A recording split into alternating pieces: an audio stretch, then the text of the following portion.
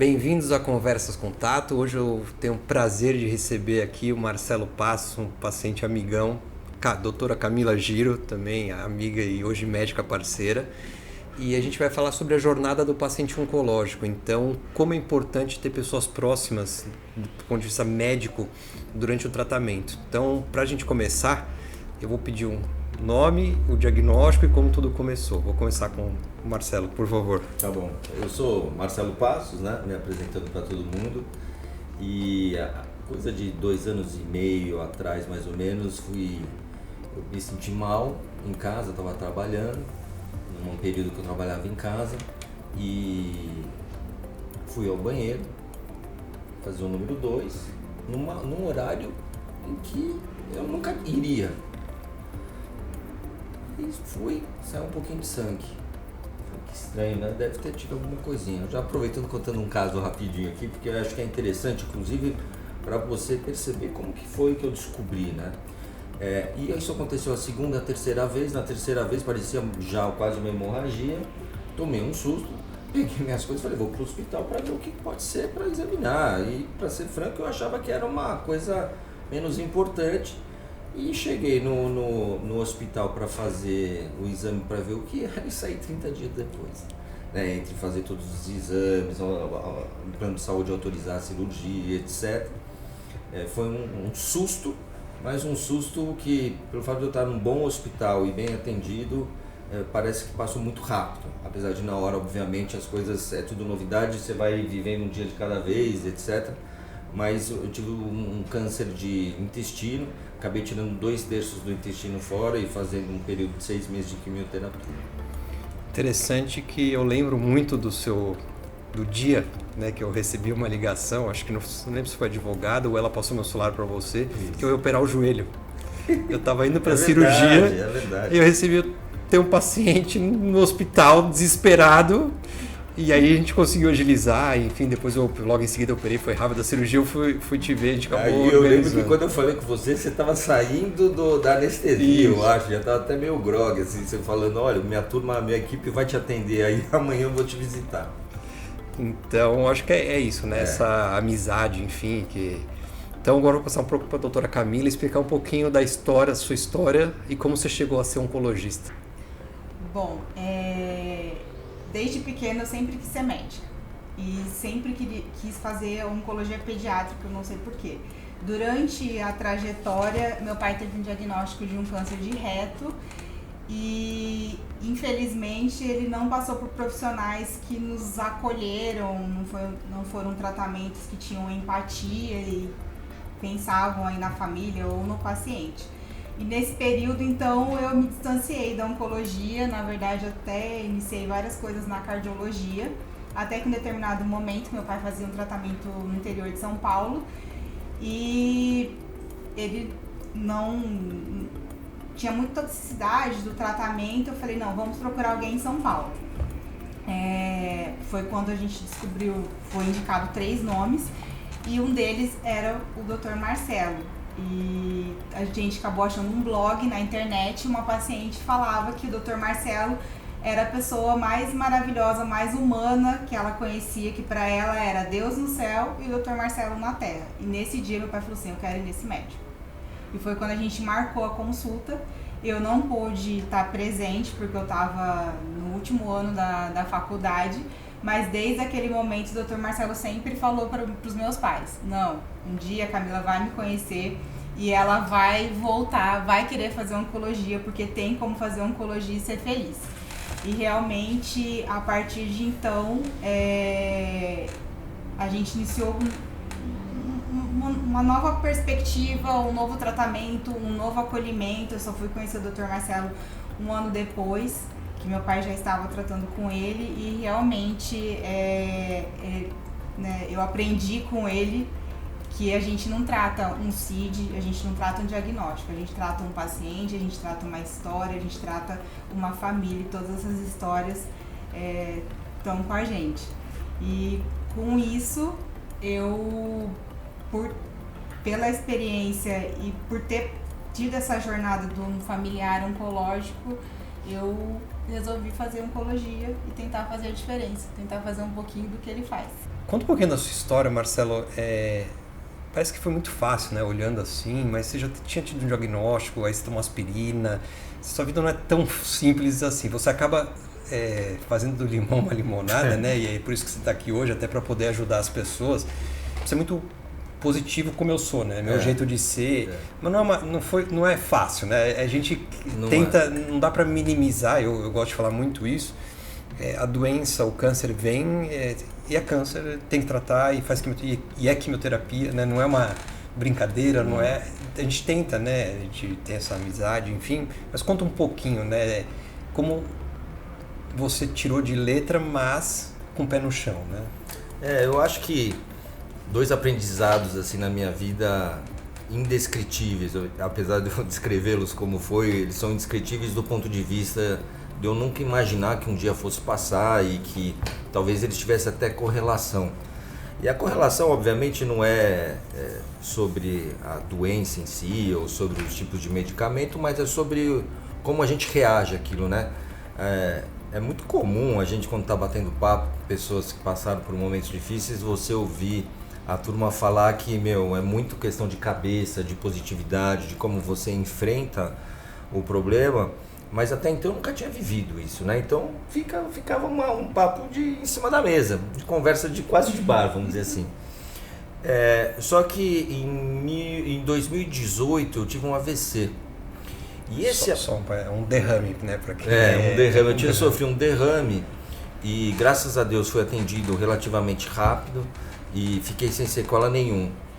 Mas nos 15 dias seguintes ao acidente propriamente dito, ou melhor, no dia seguinte que eu acordei, porque eu fiquei sedado praticamente 24 horas, quando eu acordei com o meu lado direito do corpo inteiro paralisado, eu não conseguia mexer, não conseguia piscar, não conseguia abrir a boca, não conseguia falar, malemar conseguia engolir, então assim, a sensação era muito ruim, porque a minha consciência, meu cognitivo estava intacto, eu percebia, via e sentia tudo que estava acontecendo, mas eu não conseguia me manifestar, eu não conseguia falar, eu não conseguia mexer o braço, eu conseguia falar com as pessoas pelo WhatsApp, digitando com a mão esquerda.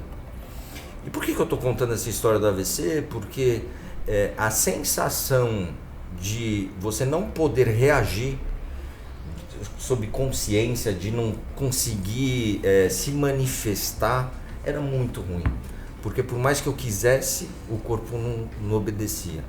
E fazendo um paralelo com a questão do câncer, o câncer sim foi muito difícil, a notícia é muito pesada, né? Ela é uma notícia que te dá um chacoalhão, e também por conta de conversas de bares, né? de mesas, de família, que você ouve falar, teve câncer, vai durar tanto tempo, chegamos à conclusão que isso são lendas, vamos dizer assim. Talvez até existe alguns casos mais sérios que dê para fazer isso, mas eu vou te falar do meu lado, assim, independentemente da importância que ele tinha, até porque eu não tinha referência, então para mim era câncer, ponto. Eu não sabia se era muito agressivo, pouco agressivo, médio agressivo, e na hora, por mais que você que me atendeu desde primeiro, o médico que eu tive a sorte de cair foi o Marcelo, me falasse o quão sério ele era, para mim era câncer, né? Só que tinha uma diferença em relação ao AVC. Com o câncer eu conseguia me manifestar, eu conseguia dar sorriso, eu conseguia falar com as pessoas, eu conseguia andar, eu conseguia fazer as coisas que você me recomendava. Então dependia muito mais de mim do que no caso do AVC, porque no AVC eu estava literalmente sequelado, preso. Eu não conseguia reagir. Aqui, não. Quimioterapia puxada, parecia que eu corria uma maratona. No dia seguinte da quimioterapia eu não saía da cama, a força de expressão, mas muito cansado. O remédio que eu tomei, o conjunto da obra me deixava muito cansado. Mas mesmo assim eu me esforçava para fazer as recomendações, falar: Marcelo, caminha, Marcelo, não fica deitado, você vai ter preguiça, mas é importante você fazer isso. E dependia da consciência, e como eu tinha a possibilidade de reagir, eu tentava me manifestar, ficar ativo e entender que Dessa vez, diferente do AVC, dependia muito mais de mim. Então a positividade veio nesse sentido, de eu saber que dependia muito do meu comportamento. E é interessante, né? Mas, pô, 2 raios na minha cabeça. Mas o AVC, você foi tratado com remédio que estimulou o sangramento e você diagnosticou mais precoce. Exatamente. Então acaba, né? Eu digo que você ganhou na Mega Sena 2 vezes, né? Porque é o jeito de encarar. Que é interessante que você nunca se vitimizou, né? Porque tem muita gente que se vitimiza com diagnóstico e acaba sendo mimado, espera. Você sempre foi... a minha lembrança sua na química é você indo como se estivesse indo para a praia. Chinelo, bermuda, né? Você tirou do fundo uma energia para o lado bom, né? E tem um terceiro fator aí na história que eu também aprendi muito, que eu tenho um filho especial, né? E meu filho especial, hoje ele tem 11 anos, mas ele teve um acidente, uma parada cardiorrespiratória quando tinha 4 meses e ficou, mecanicamente falando, né, com os movimentos e tal, ele precisa de 24 horas de home care, etc.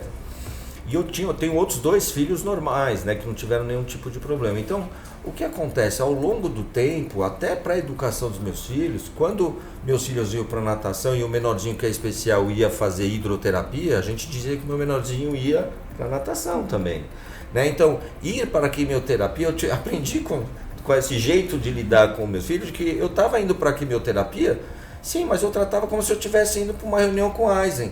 Estou indo falar com o Marcelo, que vai demorar 4 horas, eu vou ficar numa sala, ele vai entrar 1, 2 vezes, a gente vai conversar, e nesse inteirinho, eu já trabalhava em casa, levava meu computador, plug na tomada e ficava trabalhando. Algumas vezes, eu tinha saído na noite anterior para um aniversário, para uma festa, uma coisa assim, e chegava cansado, dormia. Então, tudo depende da lente e de como você enfrenta aquela situação. Eu tentava, a quimioterapia é muito difícil, né? Mas eu tentava enfrentar sempre com positividade, tentando botar ela na rotina de uma coisa que inclusive eu sabia que ia parar, né? Até que se descobrisse que precisasse continuar, teoricamente ela tinha data para começar e data para acabar. Então isso me dava um alento também, né? Era uma questão de você... É quase um jogo, um videogame, que você vai cumprindo fases, vai né? passando a fase, vai ticando, né? Exatamente. Então são detalhes, mas que tem um ganho absoluto muito grande, né?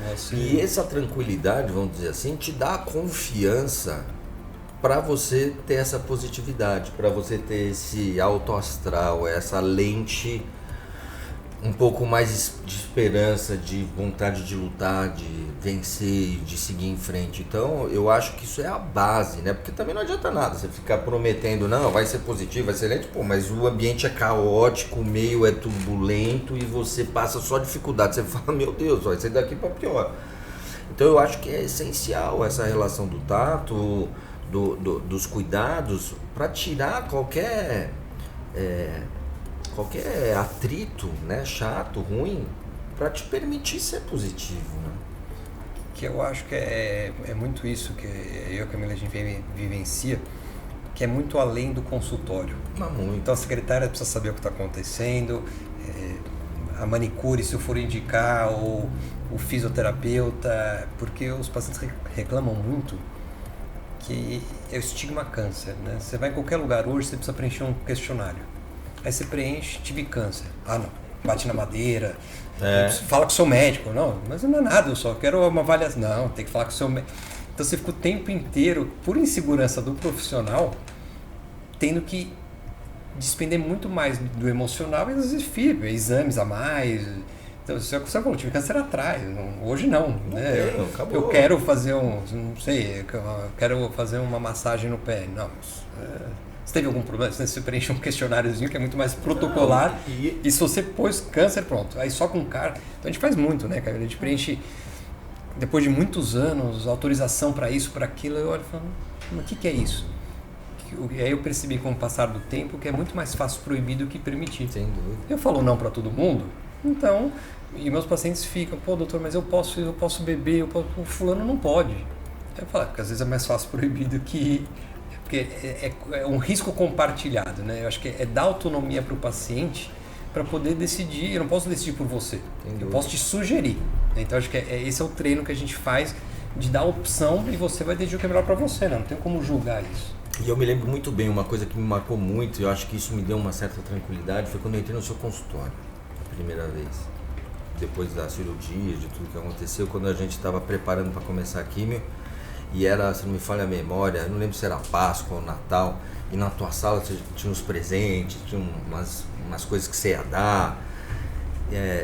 E essa história foi muito bacana, porque no inconsciente, e eu só realizei isso depois, que esse ambiente quente, de gente normal, vamos dizer assim, de que dá presente, de que recebe, de que tinha lá uma mochila uma vez que você estava indo fazer fisioterapia, e você fala, cara, é gente como eu, não é o doutor Megas, Harvard, que você fica com medo de conversar. Você deixou a gente muito à vontade, e o ambiente que a gente estava inserido permitia a gente ter essa sensação.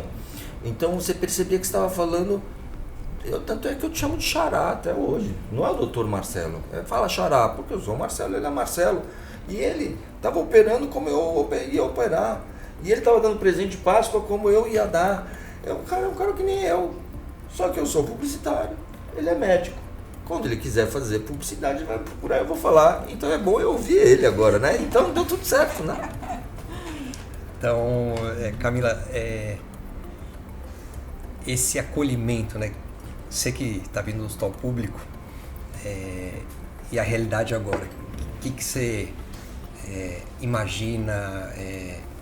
Porque eu trabalhei já no hospital público, mas foi 20 anos atrás, né? Então, para mim é muito diferente, porém a gente consegue tratar direito. Eu acho que é mais ou menos, não é nada de remédio, mas que dá para fazer também em hospitais menores tratamento com qualidade, né? Acho que esse é o meu lema, né? Eu ainda continuo trabalhando no SUS, então eu falo, talvez eu não possa prescrever o melhor tratamento, mas eu posso dar o melhor tratamento para os meus pacientes.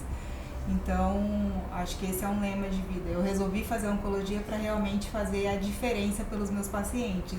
E é isso que a gente trabalha diariamente, ou no público ou no particular, tentando fazer que a jornada seja mais leve. Eu acho que uma coisa interessante também que cada vez mais os médicos se preocupam menos com a burocracia.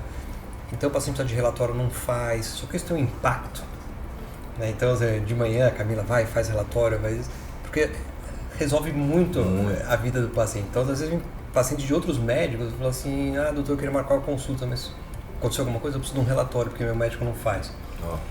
Então, assim, o compromisso de ser médico, eu acho que vai além do que eu falei da consulta, né? Acho que eu brinco que é uma gincana, a gente está lá para resolver o problema do paciente, né? Tem que resolver seu problema. O câncer é uma parte deles, mas tem outros problemas e a gente acaba ajudando em tudo, né? Acho que né, Camila, a gente tenta resolver o problema do paciente, não a doença, mudar o foco da doença para o doente, né? Acho que hoje a gente tenta deixar cada vez mais leve. O que a gente puder ajudar o paciente de todas as formas, de parte de burocracia ou de tudo que ele precisa relacionado com aquilo ali, a gente vai tentar resolver, tentando trazer mais leveza para o diagnóstico, para o tratamento do paciente.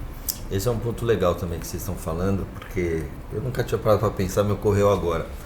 Porque eu vou fazer paralelo com as coisas da minha vida, e o câncer, obviamente, que eu tive, o tratamento com vocês está inserido dentro, mas a história do meu filho é exatamente igual. Eu tive a sorte de cair na mão de um pediatra no hospital, que ele falava, meu trabalho é 80% com os pais, 20% com a criança. Porque a criança está lá pequenininha. Os pais, eu acabo dando muito mais orientação para os pais, para acalmá-los e para ajudar no tratamento, do que com o menino propriamente dito. E aqui no câncer, eu lembro que quando eu fui com a minha namorada, com meus pais, eu tive esse acolhimento. Porque muitas vezes eu pedia, olha, eu estava mal, e pedia para minha mãe ou para minha namorada ligar, ou falar, ou pedir, e era prontamente, na hora atendido. O livrinho que vocês mandam com todas as explicações, ou seja, não adianta, o câncer, ele tem o doente, né? Mas ele impacta em toda a família, em todo o núcleo em volta do paciente. Então, o tratamento, sem dúvida alguma, é no paciente, mas é na família em volta. Então, esse acolhimento familiar faz toda a diferença, inclusive para o cara ficar bom. porque a família tá junto, né? Não tem como você eliminar o cara, isolar, botar sozinho num quarto e fingir que não tem nada em volta. Então esse acolhimento familiar faz toda a diferença. A gente até estava conversando que às vezes o familiar sofre mais. Sofre. Porque até a paciente estava comentando que quando ela preferiu quando ela estava doente do que quando um parente ficou doente.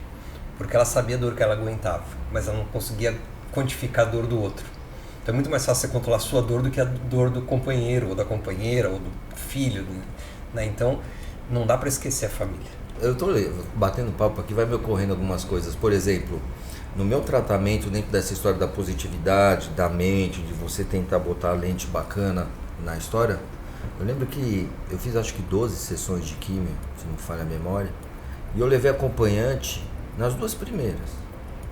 Porque depois que eu percebi que eu conseguia sair da químio e voltar para casa sozinho, que não era nada que estava me destruindo, eu falei, por que eu preciso trazer um acompanhante para ficar 4 horas numa salinha comigo, vendo pingar remédio dentro de mim, uma coisa num ambiente que já é ruim para mim, mas não precisa ser ruim para ele também. Então, eu acho que, óbvio, eu estou sendo engenheiro de obra pronta aqui, né, tirando uma série de conclusões, mas eu acho que nessa relação toda familiar, eu também tentei poupar, porque eu via meus pais sofrendo, minha namorada sofrendo, então levá-los para a quimioterapia, no meu caso, isso era possível, eu sei que tem casos que não dá, mas no meu eu conseguia evitar. E chegava em casa e depois caía com as questões aí da químio, mas eu já estava em casa, mas era um jeito de poupar, né?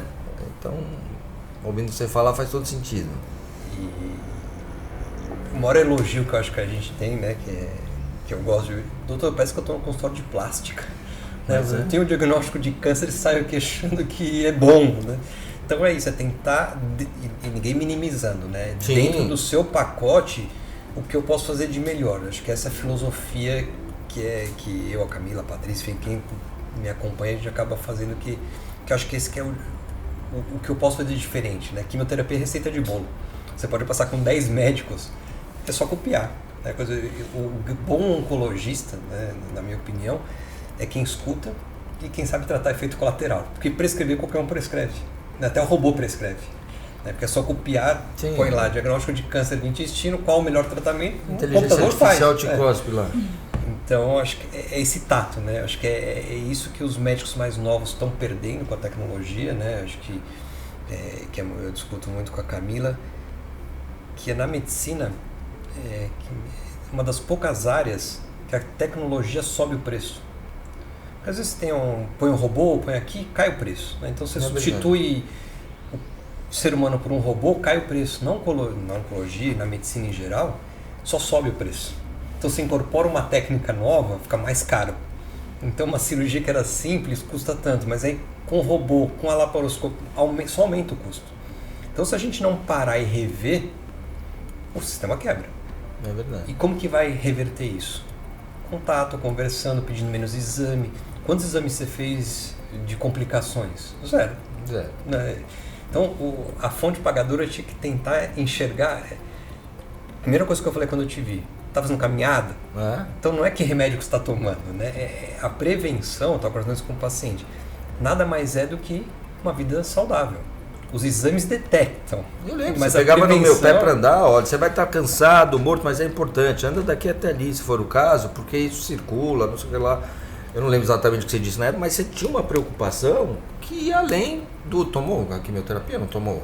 Tá dando neuropatia? Não tá dando? Não. E aí, andou? Fez? Não sei o que lá? Aconteceu? Né? Então isso era muito bacana. Gente, estamos quase chegando no final. Super obrigado, sabe que vocês são parte da minha família. Camila, qual o recado que você deixa para os médicos mais novos ou para os pacientes que vão assistir? E como que a gente, além de tudo isso, né, que a gente falou, o quanto eles podem exigir do profissional que eles passam? Porque eu acho que isso é dar autonomia, né, para o paciente poder definir. Eu acho que para os médicos é que hoje em dia falta muita empatia. Então, eu acho que a gente tem que se posicionar mais no lugar do outro, principalmente do paciente. Eu acho que eu, por ter tido a experiência de ter tido meu pai com câncer, eu sei toda a trajetória que ele passou, então isso me faz ser um profissional diferente. E para os pacientes, eu acho que o mínimo é um tratamento digno, é que o profissional te trate com dignidade, com empatia, com acolhimento, né, com esse tato que está cada vez mais difícil. Marcelo, quais suas considerações finais? O que você poderia deixar de legado na sua jornada, né? Depois de tudo isso que você contou, se você tivesse que falar em uma frase para um paciente que vai iniciar o tratamento agora, é um bicho de 7 cabeças, dá para tolerar, né? Eu acho que se eu tivesse que dar um recado para quem está nos assistindo ali e vai ter que enfrentar essa jornada, é que vá de cabeça e não tenha medo. É um tratamento importante, que tem que ser levado a sério, mas que, se Deus quiser, vai dar certo no final. E muito do dar certo no final vai dessa empatia que ela está falando do médico com o paciente e vice-versa, e dessa positividade, desse otimismo em ter certeza que a coisa vai dar, de tentar fazer com que isso seja uma coisa da sua rotina, do mesmo jeito que você vai para academia, do mesmo jeito que você vai andar, do mesmo jeito que você vai trabalhar, você vai fazer seu tratamento. E um dia isso acaba, porque nada é para sempre, né? Ou seja, eu sou a prova viva de que deu certo. E acho que cada vez mais está dando certo, né? Acho que a beleza da ciência e da medicina é essa evolução tecnológica, da aproximação, de cada vez mais as coisas estarem andando próximas, médico e paciente. Então eu acho que quem for entrar nessa aventura, vamos dizer assim, que não escolheu entrar, né, mas que vai ter que passar na raça, que vá com tudo, com fé e com determinado, porque vai dar certo. Gente, de novo, super obrigado. Eu queria de coração aqui dizer que a Camila é grande parte desse processo Tato, e ela está comigo e grande parceira que vai ser médica da Tato, inclusive. E o Marcelo, que com todo esse aprendizado que você aprendeu de mim, quer dizer que o contrário é verdadeiro. Esse projeto só existe por suas ajudas e seus comentários e sua estimulação, porque na verdade a gente já faz o jeito Tato de atender diário, e você foi um dos incentivadores para a gente replicar isso. Então, obrigado de coração pela presença, e queria encerrar dizendo que é com tato e com paixão que eu faço isso. Muito obrigado, bom. gente. Obrigado você.